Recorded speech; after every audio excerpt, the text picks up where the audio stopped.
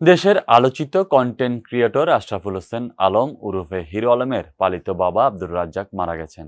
মঙ্গলবার ঢাকার একটি সরকারি হাসপাতালে রাত ৯টায় তিনি শেষ নিঃশ্বাস ত্যাগ করেন। মৃত্যুকালে তার বয়স হয়েছিল ৭৫ বছর। পালিত বাবার মৃত্যুর সংবাদটি হিরো আলম নিজেই গণমাধ্যমকে নিশ্চিত করেছেন। এদিকে জীবনের শেষ সময়ে পালিত বাবার পাশে না থাকায় স্ত্রী মডেল রিয়ামণিকে জীবন থেকে বয়কটের ঘোষণা দিয়েছেন হিরো আলম। আব্দুর রাজ্জাকের মৃত্যুর সংবাদ নিশ্চিত করলেও রিয়ামনির বিষয়ে কোনো কথা বলতে রাজি হননি তিনি। আলম বলেন, এই মুহূর্তে কোনো কথা বলতে চাই না।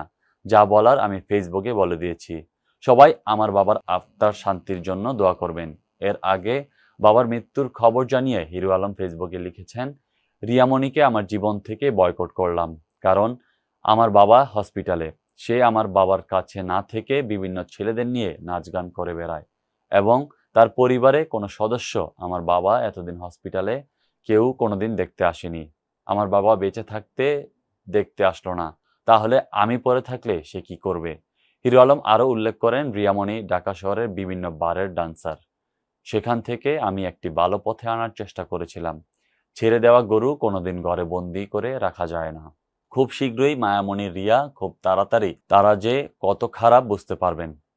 একসঙ্গে কাজ করতে গিয়ে রিয়ামনির প্রেমে পড়েছিলেন হিরো আলম। সে কারণেই দ্বিতীয় স্ত্রী মডেল নুসরাত জাহান হিরো আলমকে ডিভোর্স দেন। পরে হিরো আলম রিয়ামনিকে বিয়ে করেন। তার সঙ্গে জুটি বেঁধে বেশ কিছু কাজ করেছেন হিরো আলম।